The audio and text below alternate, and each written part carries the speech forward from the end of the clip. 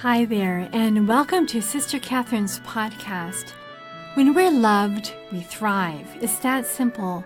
But as we all know, so many things stand in the way of accepting that God loves us all.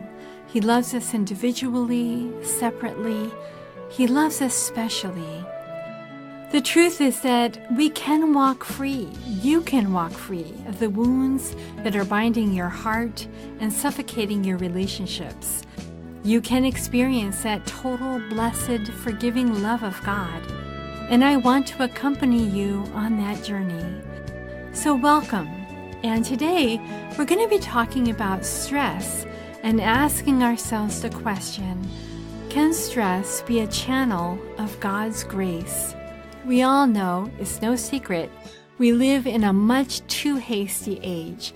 There seems to be so little time, almost no time, to process what happens to us each and every day. And this is even true, surprisingly, in religious life. I remember as a young girl the images I had of religious life, what it must be like to be a nun in a convent. Hours of silence, of prayer, of walking on the hillsides. They were no doubt images I had probably seen of vocations ads or in movies, and needless to say, that certainly did not materialize. I remember the images I had as a young girl, images of what it must be like to be a nun. They were images of hours of silence, of prayer, of walking on the hillsides. They were no doubt images I had seen in vocation ads or in movies. Needless to say, that certainly didn't materialize when I entered the convent. The speed and complexity of today's everyday world offers new challenges to any Christian trying to live an intentional life, even in a convent. Our access to information far exceeds that of our sisters and brothers in former centuries. Neuroscientists tell us that we take in more information daily than our brains could possibly handle. We have to make so many micro decisions from morning to night that we become exhausted just doing that. The type of work we do, the computers and devices that we use, the requirements for accountability to government and church, and the need to work in teams requires constant assessment and reflection. Email alone puts us in a relationship with more people in a day than people 100 years ago, who may have lived their entire lives in small villages, knew in a lifetime. The other day, I found myself in a situation that could happen any week of my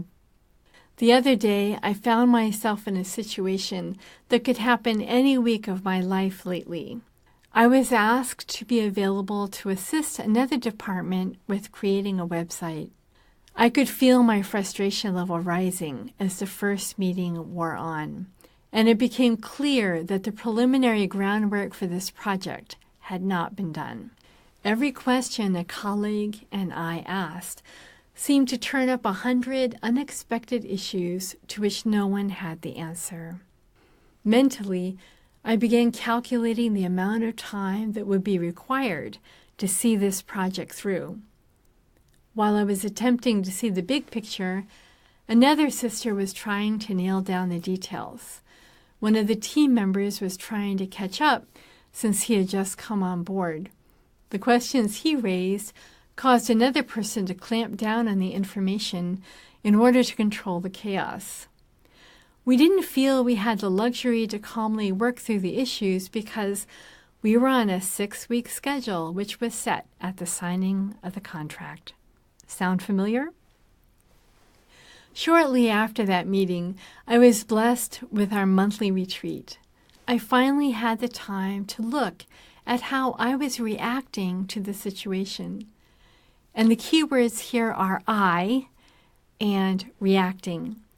In the silence of the chapel, I reflected on what was underlying the anger and the frustration that I was experiencing. Anger and frustration are often more the fruit of an assumption. Boop!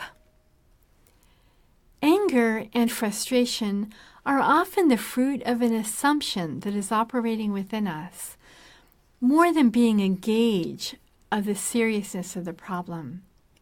So, after talking to Jesus about what had happened and sitting with how I felt toward each of the people in the meeting, I realized that my assumption here was, I don't matter.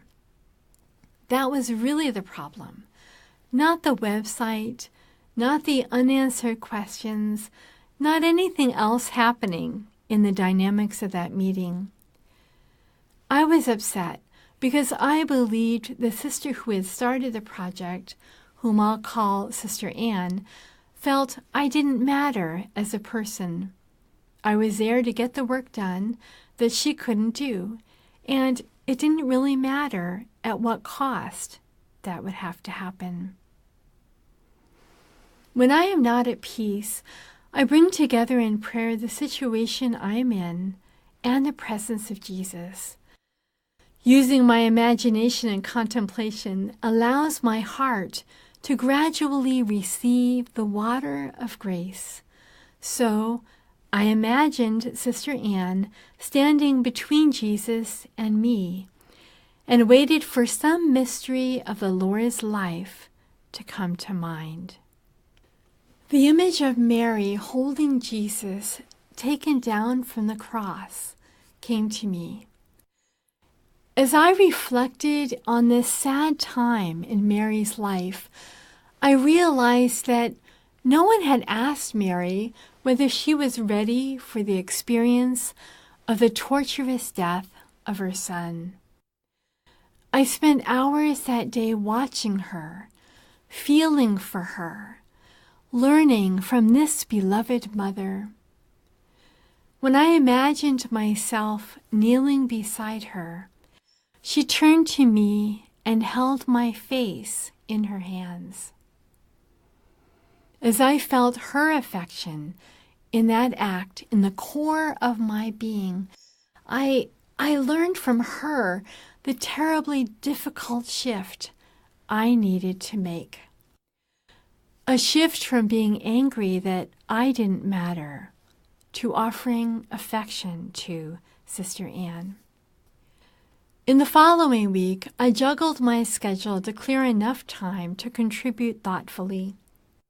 I did the research required, and in the interim, another sister took over the management of the project, and things began to move ahead as we addressed each issue in turn.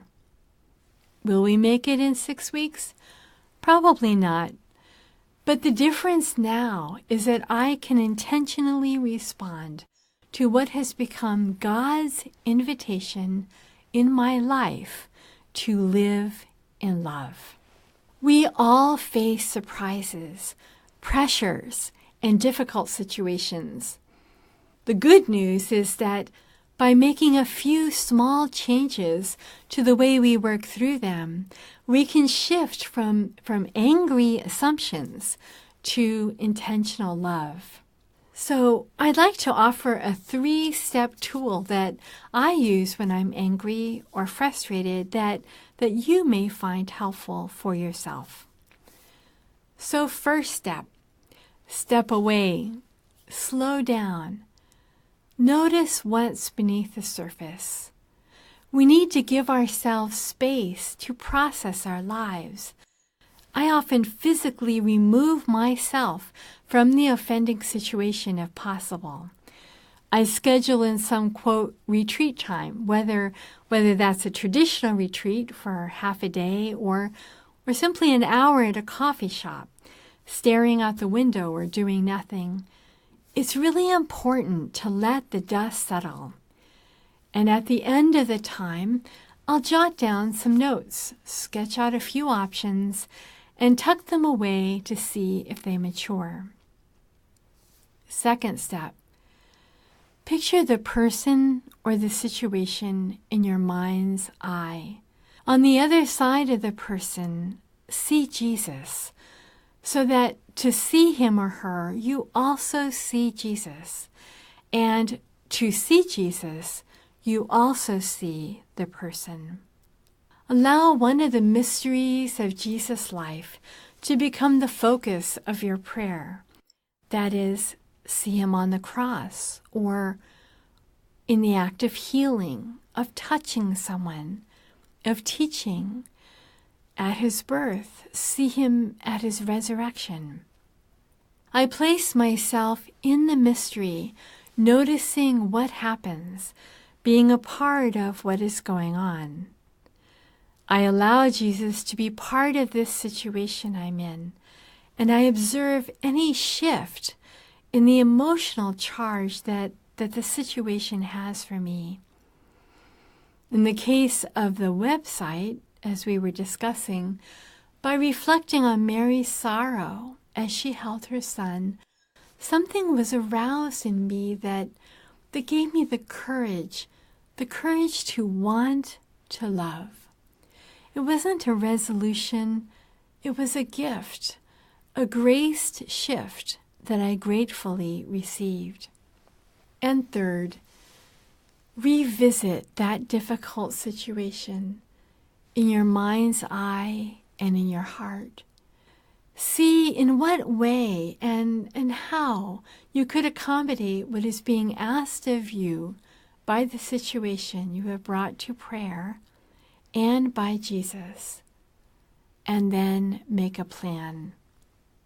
The most important thing in that project of mine was not fixing things, whether the website was going to go ahead, whether the relationships were going to work. It was the gift of a heart that had been aroused to love. I believe Jesus wants to be a part of even our stress-filled lives. I don't think we can get away from the stress these days. Articles abound about how to balance our lives, to reduce stress, how to live in peace. Walking in the country and long hours spent as we please would certainly give us lots of time to integrate our lives, and we certainly would have a lot less stress. But I like to think that even stress can become a channel of God's grace if we contemplate together what is overwhelming in our lives and the Lord who loves us. Would you like to continue this conversation? Join me on my Facebook group or sign up for my newsletter, Touching the Sunrise, and get immediate access to over 50 resources on Patreon when you support me for just $2 a month. Really, I hope to see you there. God bless you.